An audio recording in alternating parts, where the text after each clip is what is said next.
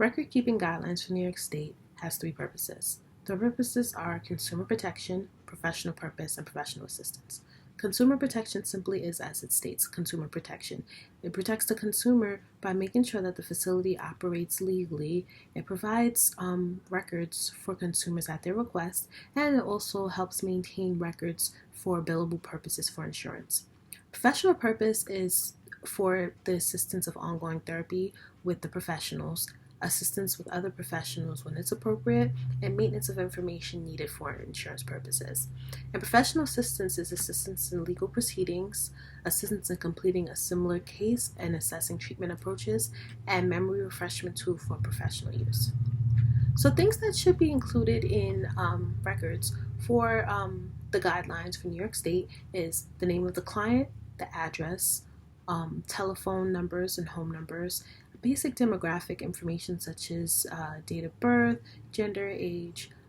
date of first contact that the professional had with the client, and the nature of the reason that that conversation happened, accurate record of the evaluation and treatment of the client, documentation such as contracts for the service provided and consents, any names of individuals with whom the treatment provider had consulted with another professional, a copy of tests or evaluations throughout treatment and any changes in treatment due to those tests and evaluations, any narratives of significant billable contracts between the treatment provider, and any billing and payment history. So for ongoing records, it should include any referral sources, any family data, special information that might impact the treatment, observation about the individual's language, if the individual doesn't speak English or if they're not able to speak, something that will impact the treatment, any history of medical or psychiatric history, any history of substance abuse and the pattern of the substance abuse,